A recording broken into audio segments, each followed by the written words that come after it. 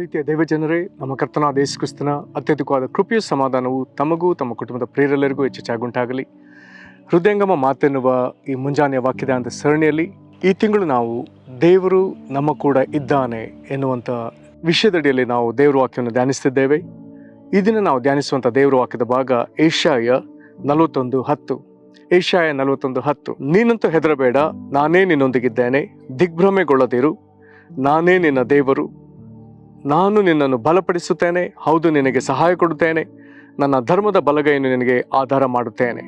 ಈ ವಾಕ್ಯಗಳನ್ನ ಗ್ರಹಿಸೋದಕ್ಕೆ ನಾವು ಶಕ್ತರಾಗುವಂಥ ದೇವರು ತಾನೇ ತನ್ನ ಆತ್ಮನ ಮೂಲಕ ನಮಗೆ ತನ್ನ ವಿಶೇಷವಾದ ಗ್ರಹಿಕೆಯನ್ನು ಅನುಗ್ರಹಿಸಲಿ. ಕರ್ತನಲ್ಲಿ ಪ್ರೀತಿಯುಳ್ಳ ದೇವಜನರೇ, ಏಷಾಯನ ಪ್ರವಾದನೆಯ ಗ್ರಂಥ, ಅದರಲ್ಲಿರುವಂಥ 66 ಅಧ್ಯಾಯಗಳು ಒಂದು ರೀತಿ ವಿಶೇಷವಾದ ಸಂಗತಿ. ಅಧ್ಯಾಯಗಳು, ಅದರಲ್ಲಿ ಬೈಬಲ್ನಲ್ಲಿ 66 ಪುಸ್ತಕಗಳಿರುವ ವಿಧದಲ್ಲಿ ಏಷಾಯ ಗ್ರಂಥದಲ್ಲಿ 66 ಅಧ್ಯಾಯಗಳಿವೆ. ಹಳೆ ಒಡಂಬಡಿಕೆಯಲ್ಲಿ 39 ಪುಸ್ತಕಗಳು, ಹೊಸ ಒಡಂಬಡಿಕೆಯಲ್ಲಿ 27 ಪುಸ್ತಕಗಳ ವಿಧದಲ್ಲಿ 39ನೇ ಅಧ್ಯಾಯದವರೆಗೂ ಅದರ ಒಂದು ವಿಂಗಡಣೆಯ ವ್ಯತ್ಯಾಸ. 40ನೇ ಅಧ್ಯಾಯದಿಂದ ಮುಂದೆ 66ನೇ ಅಧ್ಯಾಯದವರೆಗೂ ಅಂದರೆ 27 ಅಧ್ಯಾಯಗಳು, ಅವುಗಳು ಇನ್ನೂ ವಿಶೇಷವಾಗಿವೆ.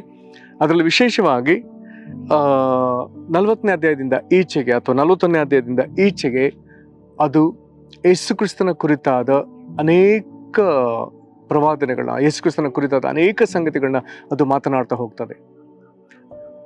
ಇದೊಂದು ಬಹಳ ವಿಶೇಷವಾದ ಸಂಗತಿ. ಹಾಗಾಗಿ ಕೆಲವರು ಏಷಾಯನನ್ನ ಸುವಾರ್ತಿಕನಾದ ಪ್ರವಾದಿ ಎಂಬುದಾಗಿ ಕರೆಯುವವರಿದ್ದಾರೆ. ಕಾರಣ ಆತನು ಯೇಸು ಕ್ರಿಸ್ತನ ಕುರಿತಾಗಿ ಯಥೇಚ್ಛವಾಗಿ ಮಾತನಾಡಿದ ಪ್ರವಾದಿಗಳಲ್ಲಿ ಒಬ್ಬನಾಗ್ತಾನೆ, ಅಥವಾ ಅವರಲ್ಲಿ ಆತನು ಅಗ್ರಗಣ್ಯನಾಗ್ತಾನೆ. ದೇವರಿಗೆ ಸ್ತೋತ್ರ. ಇದರಲ್ಲಿ ನಾವೀಗ ಓದಿದ ಅಧ್ಯಾಯದ ಭಾಗದಲ್ಲಿ ಈ ಒಂದು ವಾಕ್ಯದ ಭಾಗ 8ನೇ ವಚನಕ್ಕೆ ನೋಡುವಾಗ, ನನ್ನ ಸೇವಕನಾದ ಇಸ್ರಾಯೇಲೇ, ನಾನು ಆದುಕೊಂಡ ಯಾಕೋಬೇ ಎಂಬುದಾಗಿ ಆ ಮಾತುಗಳು ಬರ್ತದೆ. ಇಂಥ ಮಾತುಗಳನ್ನ ನಾವು ಪ್ರವಾದನೆಯ ಅಥವಾ ಪ್ರವಾದಿಗಳ ಬಾಯಲ್ಲಿ ಓದುವಾಗ ಕೆಲವೊಮ್ಮೆ ನಮಗೆ ಇಲ್ಲಿ ಅರ್ಥವಾಗುವಂಥ ವಿಷಯ, ದೇವರು ನೇರವಾಗಿ ಇಸ್ರಾಯೇಲ್ ಸಂತತಿಗೆ ಮಾತನಾಡ್ತಿದ್ದಾನೆ.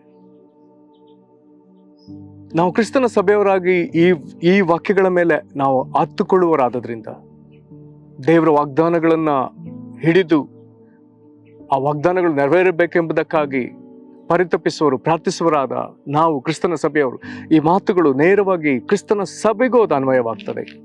ಅದೇ ಹೊತ್ತಿನಲ್ಲಿ ನಾವು ಇನ್ನೊಂದನ್ನು ಮರೆಯಬಾರದು. ಅಲ್ಲಿ ಇಸ್ರಾಯೇಲೇ, ಯಾಕೋಬೇ, ನಾನು ಆದುಕೊಂಡ ಯಾಕೋಬೇ, ನನ್ನ ಸೇವಕನಾದ ಇಸ್ರಾಯೇಲೇ ಹೀಗೆಲ್ಲ ಕರೆಯುವಾಗ ಅದು ನೇರವಾಗಿ ಯೇಸು ಕ್ರಿಸ್ತನ ಕುರಿತು ಅದು ಮಾತನಾಡ್ತದೆ. ಒಂದು ಕಡೆ ನೇರ ಇಸ್ರಾಯೇಲ್ ಸಂತತಿ, ಮತ್ತೊಂದು ಕಡೆ ಕ್ರಿಸ್ತನ ಸಭೆ. ಬಹಳ ಪ್ರಾಮುಖ್ಯವಾಗಿ ಯೇಸು ಕ್ರಿಸ್ತನಿಗೆ ಈ ಮಾತುಗಳು ನೇರವಾಗಿ ಉದ್ದೇಶಿಸಿ ಮಾತನಾಡಿದ ಮಾತುಗಳು ಎಂಬುದಾಗಿ ನಾವು ಗ್ರಹಿಸುವುದರಲ್ಲಿ ಏನು ಅನುಮಾನವಿಲ್ಲ. ಇಲ್ಲಿ 10ನೇ ವಚನಕ್ಕೆ ಬರುವಾಗ ದೇವರು ಇಲ್ಲಿ ವಾಗ್ದಾನ ಸಹಿತವಾಗಿ ಆಜ್ಞೆಗಳನ್ನ ಮಾತನಾಡ್ತಾನೆ. ಅಲ್ಲಿ ಹೇಳ್ತಾನೆ, ನೀನು ಹೆದರಬೇಡ, ಆಜ್ಞೆ, ನಾನೇ ನಿನ್ನೊಂದಿಗಿದ್ದೇನೆ, ವಾಗ್ದಾನ, ದಿಗ್ಭ್ರಮೆಗೊಳ್ಳದಿರು, ಆಜ್ಞೆ, ನಾನೇ ನಿನ್ನ ದೇವರು, ವಾಗ್ದಾನ, ನಾನು ನಿನ್ನನ್ನು ಬಲಪಡಿಸ್ತೇನೆ, ವಾಗ್ದಾನ, ಹೌದು ನಿನಗೆ ಸಹಾಯ ಕೊಡುತ್ತೇನೆ, ವಾಗ್ದಾನ, ನನ್ನ ಧರ್ಮದ ಬಲಗೈಯನ್ನು ನಿನಗೆ ಆಧಾರ ಮಾಡುತ್ತೇನೆ. ಹಾಗಾದ್ರೆ ಈ ಲೋಕದಲ್ಲಿ ಒಬ್ಬ ಮನುಷ್ಯನ ಮೇಲೆ ಅಥವಾ ದೇವರು ಆದುಕೊಂಡ ಗುಂಪು, ಜನಾಂಗ, ಸಂತತಿ, ಇವರುಗಳ ಮೇಲೆ ದೇವರು ನಿರ್ದಿಷ್ಟವಾಗಿ ಅವರು ಸಾಧಿಸಬೇಕೆಂಬುದಾಗಿ ಒಂದು ಜವಾಬ್ದಾರಿ ಕೊಟ್ಟಿರುವಾಗ, ಅದು ಸಾಧಿಸುವಂಥದ್ದು ಅಷ್ಟು ಸುಲಭವಿಲ್ಲದಿರುವಾಗ, ನಾನಾ ಸವಾಲುಗಳು, ನಾನಾ ವಿರೋಧಗಳು ಎದುರಾಗುವಾಗ ದೇವರು ಹಾಗಾದರೆ ಆ ಪರಿಸ್ಥಿತಿಯಿಂದ ನಾವು ತಪ್ಪಿಸ್ಕೊಂಡು ಓಡುವುದಕ್ಕೆ ಆತನು ಹೇಳ್ತಾ ಇಲ್ಲ. ಬದಲಾಗಿ ಅವುಗಳ ನಡುವೆ ನಿಲ್ಲುವುದಕ್ಕೆ ಆತನು ಹೇಳ್ತಾನೆ. ಇಲ್ಲಿ ವಿಶೇಷವಾಗಿ ಯೇಸು ಕ್ರಿಸ್ತನು ಆತನು ಈ ಲೋಕಕ್ಕೆ ಮನುಷ್ಯನಾಗಿ ಬಂದದ್ದೇ ತನ್ನನ್ನು ಬಲಿಯಾಗಿ ಅರ್ಪಿಸಿಕೊಳ್ಳುವುದಕ್ಕಾಗಿ. ಸ್ನಾನಿಕನಾದ ಯೋಹಾನನ ಆತನನ್ನು ಕಾಣುತ್ತಲೇ ಆತನು ದೊಡ್ಡ ಧ್ವನಿಯಿಂದ ಉಚ್ಚರಿಸಿದಂಥ ಮಾತು, ಅಗೋ ದೇವರ ಯಜ್ಞಕ್ಕೆ ನೇಮಿಸಿದ ಕುರಿಮರಿ, ಲೋಕದ ಪಾಪವನ್ನು ಹೊತ್ತು ನಿವಾರಿಸುವವನು. ಹಾಗಾದರೆ ದೇವರೇ ಯಜ್ಞಕ್ಕೆ ನೇಮಿಸಿದ ಕುರಿಮರಿ, ಆತನು ಈ ಲೋಕದಲ್ಲಿ ಯಜ್ಞವಾಗಬೇಕಾದ್ರೆ ನಾನಾ ರೀತಿಯ ಸಂಗತಿಗಳು ನಮಗೆ ಕಾಣ್ತದೆ. ರಾಜಕೀಯ ಸಂಚುಗಳು ಕಾಣ್ತದೆ, ಕಾನೂನಿನ ವಿಚಾರಗಳು ಕಾಣ್ತದೆ, ಧಾರ್ಮಿಕ ಒಳಸಂಚುಗಳು ಕಾಣ್ತದೆ. ಇವೆಲ್ಲವೂ ಒಗ್ಗೂಡಿ ಯೇಸು ಕ್ರಿಸ್ತನನ್ನು ಶಿಲ್ಬೆಗೆ ಹಾಕಿದ್ರೆ ಅನ್ನುವಂಥದ್ದು ಲೌಕಿಕ ವಿಧಾನದಲ್ಲಿ ಆದರೂ ಅದರ ಹಿಂದಿನ ಮರ್ಮ, ಅದರ ಹಿಂದಿನ ಉದ್ದೇಶ, ದೇವರು ಆತನ ಯಜ್ಞಕ್ಕೆ ನೇಮಿಸಿದ್ದಾನೆ. ಹಾಗಾದರೆ ಯೇಸು ಕ್ರಿಸ್ತನ ಯಜ್ಞಾರ್ಪಿತನಾಗುವುದಕ್ಕಾಗಿ ಅನೇಕ ಧಾರ್ಮಿಕ ಮುಖಂಡರು ವಿರೋಧವಾಗಿ ಬರಲಿಕ್ಕಿದ್ದಾರೆ. ಕಾನೂನಿನ ಸಂಗತಿಗಳ ವಿಚಾರಗಳನ್ನ ಆತನು ಎದುರಿಸಬೇಕಾಗ್ತದೆ, ಅನುಭವಿಸಬೇಕಾಗ್ತದೆ. ರಾಜಕೀಯ ಸಂಚುಗಳು ನಡೀತದೆ. ಎಲ್ಲಾ ಪರಿಸ್ಥಿತಿಯ ನಡುವೆ ಆತನು ನಿಂತು ಅವೆಲ್ಲವನ್ನ ತಾಳಿಕೊಳ್ಬೇಕಾಗಿದೆ. ಇಸ್ರೇಲು ಆ ಕಾಲದಿಂದ ಈ ಕಾಲದವರೆಗೂ ನಾನಾ ಹೋರಾಟಗಳನ್ನ ಇಸ್ರೇಲ್ ದೇಶ ಅನುಭವಿಸ್ತಲೇ ಬರ್ತಾ ಇದೆ. ಕ್ರಿಸ್ತನ ಸಭೆ ಯೇಸು ಕ್ರಿಸ್ತನಲ್ಲಿ ನಂಬಿಕೆ ಇಟ್ಟದ್ರ ನಿಮಿತ್ತ ಪ್ರಪಂಚದಾದ್ಯಂತ ನಾನಾ ಹೋರಾಟಗಳನ್ನ, ವಿರೋಧಗಳನ್ನ, ಹಿಂಸೆಗಳನ್ನ ಅನುಭವಿಸ್ತಲೇ ಬರ್ತಾ ಇದೆ. ಹಾಗಾದ್ರೆ ದೇವರು ಇದೆಲ್ಲವನ್ನ ನೋಡಿ ಆತನು ಸ್ಪಷ್ಟವಾಗಿ ಹೇಳ್ತಿದ್ದಾನೆ, ನೀನಂತೂ ಹೆದರಬೇಡ. ಇದನ್ನು ಹೇಳಿ ಆತನು ಹೇಳ್ತಿದ್ದಾನೆ, ನಾನೇ ನಿನ್ನೊಂದಿಗಿದ್ದೇನೆ. ಯೆಹೋಶಮ್ಮ ನಮ್ಮೊಂದಿಗಿರುವಂತ ದೇವರು, ಇಮ್ಯಾನ್ಯುಯಲ್ ದೇವರು, ನಮ್ಮಕ್ಕೂ ಸಂಗಡ ಇರುವ ದೇವರು. ಅದರರ್ಥ ದೇವರು ನಮ್ಮ ಸಂಗಡ ಇರುವುದಕ್ಕಾಗಿ ತನ್ನನ್ನು ಕೊಟ್ಟು ಬಿಟ್ಟಿದ್ದಾನೆ. ವೇದನೆಯಲ್ಲಿರುವ ಜನರನ್ನ ಕಂಡು ಯಾರಾದರೂ ಅವರ ಜೊತೆ ಇರುವುದಕ್ಕೆ ಬರುವುದಾದರೆ ಅವರು ತಮ್ಮನ್ನೇ ಕೊಟ್ಟ ಹಾಗೆ. ಒಂದು ಘಟನೆ ನಡೀತು. ಒಂದು ಅಪಘಾತದಲ್ಲಿ ಒಬ್ಬ ತಾಯಿಗೆ ವಿಪರೀತ ಪೆಟ್ಟಾಯಿತು. ಅವರು ಪ್ರಜ್ಞಾಹೀನ ಸ್ಥಿತಿಯಲ್ಲಿದ್ರು. ಆಸ್ಪತ್ರೆಗೆ ಅವ್ರನ್ನ ಸೇರಿಸಲಾಯಿತು. ಅವರ ಯಜಮಾನರು, ಅವರ ಮಕ್ಕಳು ಅವ್ರನ್ನ ಆಸ್ಪತ್ರೆಗೆ ಸೇರಿಸಿದ್ರು. ಎಷ್ಟು ದಿನಗಳು ಕಳೆದ್ರೆ ಅವ್ರಿಗೆ ಪ್ರಜ್ಞೆ ಬರುವಂತ ಲಕ್ಷಣ ಕಾಣ್ತಾ ಇಲ್ಲ. ಇದ್ದಕ್ಕಿದ್ದ ಹಾಗೆ ತಂದೆ ತನ್ನ ಮಕ್ಕಳನ್ನು ಕರೆದುಕೊಂಡು ಆಸ್ಪತ್ರೆಯಿಂದ ಕಾಲು ಕಿತ್ತಾಯ್ತು, ಹೋಗಿ ಆಯ್ತು. ಹೇಗೂ ಈ ಸುದ್ದಿ ಪ್ರಜ್ಞಾಹೀನ ಸ್ಥಿತಿಯಲ್ಲಿರುವಂತಹ ತಾಯಿಯ ಸಹೋದರಿಗೆ ಈ ಸುದ್ದಿ ಹೋಯ್ತು. ಅಯ್ಯೋ, ನನ್ನ ಅಕ್ಕ ಇಂಥ ಸ್ಥಿತಿಯಲ್ಲಿ ಇದ್ದಾರಂತಲ್ಲ. ಸೀದಾ ಅವರು ತಮ್ಮ ಕೆಲಸವನ್ನ, ತಮ್ಮ ಮನೆಯನ್ನ ಎಲ್ಲವನ್ನ ಅವರು ಬಿಟ್ಟು ನೇರ ಬಂದು ತನ್ನ ಅಕ್ಕನ ಜೊತೆ ಹಾಗೇ ಇದ್ದು ಬಿಟ್ರು. ಎಷ್ಟೋ ತಿಂಗಳು ಅಥವಾ ವರ್ಷದ ತರುವಾಯ ಅವ್ರಿಗೆ ಪ್ರಜ್ಞೆ ಬಂತು. ಕಣ್ಣು ಬಿಟ್ಟಾಗ ಅವ್ರಿಗೆ ಎಲ್ಲಿದ್ದೇನೆ ಏನು ಗೊತ್ತಾಗ್ತಿಲ್ಲ. ನಂತರ ಒಂದೊಂದೇ ಜ್ಞಾಪಕಕ್ಕೆ ಬರ್ಲಿಕ್ಕೆ ಆರಂಭಿಸಿತು. ಎಲ್ಲರೂ ಅವ್ರನ್ನ ಬಿಟ್ಟು ಹೋದ್ರು. ಸ್ವಂತ ಗಂಡ ಮಕ್ಕಳು ಬಿಟ್ಟು ಹೋದ್ರು. ಆದ್ರೆ ಸಹೋದರಿ ಅವರ ಜೊತೆ ಬಂದ್ರು. ಅವರ ಜೊತೆಲಿರುವುದನ್ನು ಕಂಡು ಕಣ್ಣೀರು ಹಾಕಿದ್ರು. ಹಾಗಾದ್ರೆ ಅವ್ರ ಸಹೋದರಿ ಮಾಡಿದೆ, ಅಕ್ಕನ ಇಂಥ ಹೀನ ಸ್ಥಿತಿಯಲ್ಲಿ ಅವರೊಂದಿಗಿರುವುದಕ್ಕಾಗಿ ತಮ್ಮನ್ನೇ ಅವರು ಸಮರ್ಪಿಸಿಕೊಂಡಿದ್ರು.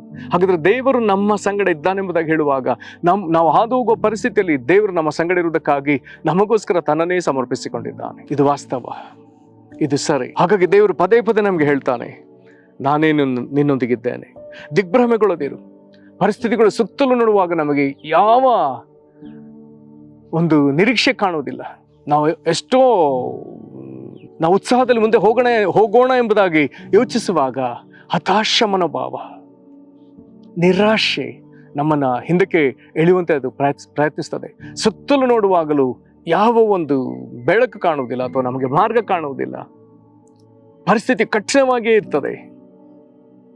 ಹಾಗಾದ್ರೆ ನಮ್ಮ ನಿರೀಕ್ಷೆ ಏನು?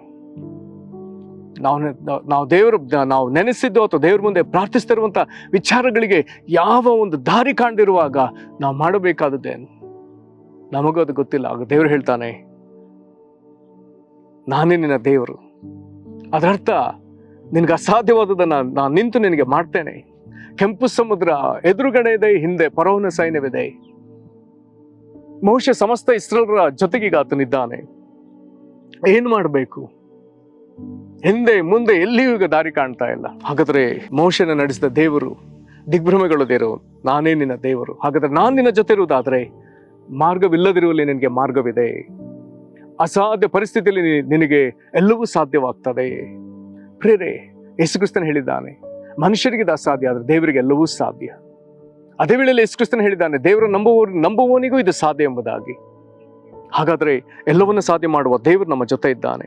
ಆತ ಹೇಳ್ತಾನೆ, ನಾನು ನಿನ್ನನ್ನು ಬಲಪಡಿಸ್ತೇನೆ. ಇದೊಂದು ವಿಚಿತ್ರವಾದ ವಿಷಯ. ವರ್ಷಾನುಗಟ್ಲೆ ನಾವು ಸೋತು ಹೋದ ಭಾಗದಲ್ಲಿ, ಬಿದ್ದು ಹೋದ ಭಾಗದಲ್ಲಿ, ಚೇತರಿಸಿಕೊಳ್ಳಲಿಕ್ಕಾಗದೇ ಇರುವಂತಹ ಭಾಗದಲ್ಲಿ ದೇವರು ದಿಢೀರ್ ಎನ್ನುವಂತ ಬಲವನ್ನ, ದಿಢೀರೆಂಬುದಾಗಿ ನಮಗೆ ಬೇಕಾದದನ್ನು ಆತನು ಅದ್ಭುತವಾಗಿ ಒದಗಿಸಿಕೊಡ್ತಾನಲ್ಲ. ಆತನು ಹೇಳ್ತಿದ್ದಾನೆ, ನಾನು ನಿಮಗೆ ಸಹಾಯ ಕೊಡುತ್ತೇನೆ. ನಿರೀಕ್ಷಿಸದ ವಿಧದಲ್ಲಿ ಆತ ನಮಗೆ ಸಹಾಯವನ್ನ ಮಾಡುವಂತ ದೇವರು. ಇಲ್ಲಿವರೆಗೂ ಪ್ರಪಂಚದ ನಾನಾ ಇಂಥ ಪರಿಸ್ಥಿತಿಗಳನ್ನ ಗಮನಿಸುವಾಗ ಈ ವಿಧದ ಕೋಟಿಗಟ್ಟಲೆ ಉದಾಹರಣೆಗಳು ನಮಗೆ ಸಿಗ್ತದೆ. ದೇವರನ್ನು ಆತುಕೊಂಡು ಅದ್ಭುತಗಳನ್ನ ಪಡಕೊಂಡ ಕೋಟಿಗಟ್ಟಲೆ ಉದಾಹರಣೆಗಳನ್ನ ನಾವು ಹೊಂದಿಕೊಳ್ಳಲು ಸಾಧ್ಯ. ಮುಂದುವರೆದ ಹೇಳ್ತಾನೆ, ನನ್ನ ಧರ್ಮದ ಬಲಗೈಯನ್ನು ಆಧಾರ ಮಾಡುತ್ತೇನೆ. ದೇವರು ಏನೇ ಮಾಡಿದ್ರು ಅದರಲ್ಲಿ ಎಂದು ಯಾವತ್ತೂ ಅನೀತಿ ಪಾಪವೆಂಬುದು ಇಲ್ಲವೇ ಇಲ್ಲ. ಆತನು ಪ್ರೀತಿ ತೋರಿಸಿದ್ರು ಅದರಲ್ಲಿ ದೇವರ ನೀತಿ ಅಡಗಿದೆ. ಆತನು ಕೋಪ ತೋರಿದ್ರು ಅದರಲ್ಲಿ ದೇವರ ನೀತಿ ಅಡಗಿದೆ. ಆತನನ್ನ ಎದುರಿಸಿ ಆತನ ಮೇಲೆ ತಪ್ಪನ್ನ ಹೊರಿಸುವುದಕ್ಕೆ ಯಾರಿಂದಲೂ ಸಾಧ್ಯವಿಲ್ಲ. ಕಾರಣ ಆತನು ಮಾಡುವುದೆಲ್ಲ ಅದು ನೀತಿಯಾಗಿದೆ. ಆತನಲ್ಲಿ ಪಾಪದ ಒಂದು ಸಣ್ಣ ಅಂಶವೂ ಆತನಲ್ಲಿ ಇಲ್ಲ, ಅನೀತಿಯ ಒಂದು ಸಣ್ಣ ಅಂಶವೂ ಆತನಲ್ಲಿ ಇಲ್ಲ. ಆತನು ಎಲ್ಲದರಲ್ಲಿ ತನ್ನ ನೀತಿಯನ್ನೇ ನೆರವೇರಿಸುವ ದೇವರು. ಆತ ನಮಗೆ ಕೊಟ್ಟ ಪವಿತ್ರಾತ್ಮನು ನಮ್ಮನ್ನು ಸಕಲ ವಿಧದಲ್ಲಿ ಸತ್ಯಕ್ಕೆ ನಡೆಸುವಂಥ ಪವಿತ್ರಾತ್ಮ. ನಮ್ಮ ವೈಯಕ್ತಿಕ ಜೀವಿತದಲ್ಲಿಯೂ, ನಮ್ಮ ಆತ್ಮಿಕ ಜೀವಿತದಲ್ಲಿ, ನಮ್ಮ ಕುಟುಂಬದ ಜೀವಿತದಲ್ಲಿ, ನಮ್ಮ ವ್ಯವಹಾರಗಳಲ್ಲಿ, ನಮ್ಮ ದುಡಿಮೆಗಳಲ್ಲಿ, ದೇವರು ನಮಗೆ ಒದಗಿಸಿದ ಸಂಬಂಧಗಳಲ್ಲಿ, ಎಲ್ಲವುಗಳಲ್ಲಿ ನಮ್ಮನ್ನು ಆತನು ಸತ್ಯಕ್ಕೆ ನಡೆಸುವ ದೇವರು. ತನ್ನ ನೀತಿಗನುಸಾರವಾಗಿ ನಡೆಸುವ ದೇವರು. ಕೀರ್ತನೆಗಾರನ ಹೇಳ್ತಾನಲ್ಲ, ಆತನು ತನ್ನ ಹೆಸರಿಗೆ ತಕ್ಕಂತೆ ನಮ್ಮನ್ನು ನೀತಿ ಮಾರ್ಗದಲ್ಲಿ ನಡೆಸುತ್ತಾನೆ. ಇಂಥ ದೇವರು ನಮಗೆ ಧರ್ಮದ ಬಲಗೆಯನ್ನು ಆಧಾರ ಮಾಡ್ತಾನೆ. ಕಾರಣ ನೀನು ನಾನು ನಾಳೆ ದೇವರ ನ್ಯಾಯ ತೀರ್ಪಿಗೆ ಒಳಗಾಗಬಾರದು, ದೇವರ ಕೋಪಕ್ಕೆ ನಾವು ಗುರಿಯಾಗಬಾರದು. ನಾವು ಮಾಡುವಂಥ ಎಲ್ಲ ಕಾರ್ಯಗಳಲ್ಲಿ ನಾವು ದೇವರ ನೀತಿಗೆ ಸರಿಯಾಗಿ ನಾವು ನಡ್ಕೊಳ್ಳಬೇಕೆಂಬುದಾಗಿ ನಮಗೆ ಸಹಾಯ ಮಾಡುವಂಥ ದೇವರು. ಪ್ರಿಯರೇ, ಇಂಥ ಒಳ್ಳೆ ದೇವರು ನಮಗಿದ್ದಾನೆ. ಆತನಿಂತ ಒಳ್ಳೆ ವಾಗ್ದಾನವನ್ನು ನಮಗೆ ಕೊಟ್ಟಿದ್ದಾನೆ. ಇಲ್ಲಿವರೆಗೂ ಈ ಏಷಯ 41:10 ಪ್ರಪಂಚದಲ್ಲಿ ಲೆಕ್ಕವಿಲ್ಲದಷ್ಟು ಜನರನ್ನು ಆಧರಿಸಿರುವಂಥ ವಾಗ್ದಾನ, ವಚನ. ಇದನ್ನು ಗಟ್ಟಿಯಾಗಿ ಹಿಡಿದುಕೊಳ್ಳೋಣ. ಈ ವಚನದ ಪ್ರಕಾರ ದೇವರು ನಮ್ಮೊಂದಿಗಿದ್ದಾನೆ, ದೇವರು ನಿನ್ನೊಂದಿಗಿದ್ದಾನೆ. ಪ್ರಾರ್ಥನೆ ಮಾಡೋಣ. ಮಹಾಕೃಪೆಗಳ ಪರಲೋಕ ತಂದೆಯೇ, ಕರ್ತನೇ, ಇಂಥ ಶ್ರೇಷ್ಠವಾದ ಆಧರಣೆಯ ವಚನಗಳನ್ನ, ವಾಗ್ದಾನಗಳನ್ನ ನೀನು ನಮಗೆ ಕೊಟ್ಟಿರುವುದಕ್ಕಾಗಿ ನಾವು ನಿನಗೆ ಸ್ತೋತ್ರ ಸಲ್ಲಿಸ್ತೇವೆ. ಕರ್ತನೇ, ಈ ಪ್ರೇರನ ಆಶೀರ್ವದಿಸು. ನೀನು ಈ ವಾಕ್ಯದಲ್ಲಿ ನಮ್ಗೆ ಮೊದಲು ಹೇಳ್ತಿರುವಂಥ ಮಾತು, ನೀನಂತ ಹೆದರಬೇಡ. ಹೌದು ಕರ್ತನೆ, ಪರಿಸ್ಥಿತಿಗಳನ್ನ ನೋಡುವಾಗ ಹೆದರಿಕೆ ಉಂಟಾಗ್ತದೆ, ಮನುಷ್ಯರ ಮಾತುಗಳನ್ನ ಕೇಳುವಾಗ ಹೆದರಿಕೆ ಉಂಟಾಗ್ತದೆ, ಆರೋಗ್ಯದ ಪರಿಸ್ಥಿತಿ ಕಾಣುವಾಗ ಹೆದರಿಕೆ ಉಂಟಾಗ್ತದೆ, ರಾಜಕೀಯ ಸನ್ನಿವೇಶಗಳನ್ನ ನೋಡುವಾಗ ಹೆದರಿಕೆ ಉಂಟಾಗ್ತದೆ. ಆದ್ರೆ ನೀನು ಹೇಳ್ತಾ ಇದೆಯಾ, ಹೆದರಬೇಡ, ನಾನೇ ನಿನ್ನೊಂದಿಗಿದ್ದೇನೆ. ದಿಗ್ಭ್ರಮೆಗೊಳ್ಳದಿರು. ಕರ್ತನೆ, ಸುತ್ತಲೂ ನಿರಾಶಾದಾಯಕ ಪರಿಸ್ಥಿತಿ ಇದ್ರು ನೀನು ದಿಗ್ಭ್ರಮೆಗೊಳ್ಳಬೇಡ ಎಂಬುದಾಗಿ ಹೇಳ್ತಿದ್ದೆ. ಕಾರಣ ನೀನೇ ನಮ್ಮೊಂದಿಗಿದ್ದೆ, ಅದಕ್ಕಾಗಿ ಸ್ತೋತ್ರ. ನಾನೇ ನಿನ್ನ ದೇವರೆಂಬುದಾಗಿ ಹೇಳ್ತಾ ಇದ್ದಿ. ಕರ್ತನೆ, ನಮ್ಮ ದೇವರೇ ನೀನು ನಮ್ಮ ಸಂಗಡ ಇರುವುದಕ್ಕಾಗಿ ಸ್ತೋತ್ರ ಸಲ್ಲಿಸ್ತೇವೆ. ನೀನು ನಮ್ಮನ್ನು ಬಲಪಡಿಸ್ತೇನೆ ಎಂಬುದಾಗಿ ಮಾತು ಕೊಟ್ಟಿದ್ದಿ. ನೀನು ನಮಗೆ ಸಹಾಯ ಕೊಡುತ್ತೇನೆ ಎಂಬುದಾಗಿ ಮಾತು ಕೊಟ್ಟಿದ್ದಿ. ನಿನ್ನ ಧರ್ಮದ ಬಲಗೆ ನಮಗೆ ಆಧಾರ ಮಾಡುತ್ತೇನೆ ಎಂಬುದಾಗಿ ಮಾತು ಕೊಟ್ಟಿದ್ದಿ. ಕರ್ತನೆ, ಈ ನಿನ್ನ ವಾಗ್ದಾನಗಳ ಪ್ರಕಾರ ದಯಮಾಡಿ ನಮಗೆ ನೆರವಾಗು, ದಯಮಾಡಿ ನಮಗೆ ನೆರವಾಗು. ಕರ್ತನೆ, ಈ ವಾಕ್ಯಗಳನ್ನ ಕೇಳಿ ದೇವರೇ ಇದನ್ನು ನನಗೆ ಈ ಒಂದು ಪರಿಸ್ಥಿತಿಯಲ್ಲಿ ನೆರವಾಗು ಎಂಬುದಾಗಿ ಕೂಗುತ್ತಿರುವಂಥ ಪ್ರಿಯ ಮಕ್ಕಳನ್ನ, ಪ್ರಿಯ ಸಹೋದರ ಸಹೋದರನ ದಯಮಾಡಿ ಆಶೀರ್ವದಿಸಿರಿ. ಪ್ರಿಯ ತಂದೆ ತಾಯಿಗಳನ್ನ ಆಶೀರ್ವದಿಸಿರಿ ಸ್ವಾಮಿ. ನಿನಗೆ ಮಹಿಮೆ ಆಗಲಿ, ನಿನಗೆ ಸ್ತೋತ್ರ. ಯೇಸು ಕ್ರಿಸ್ತನ ಹೆಸರಲ್ಲಿ ಬೇಡಿದ್ದೇವೆ ನಮ್ಮ ತಂದೆಯೇ, ಆಮೆನ್. ಕರ್ತನೆ ನಿಮ್ಮನ್ನು ಆಶೀರ್ವದಿಸಲಿ. ವಂದನೆಗಳು.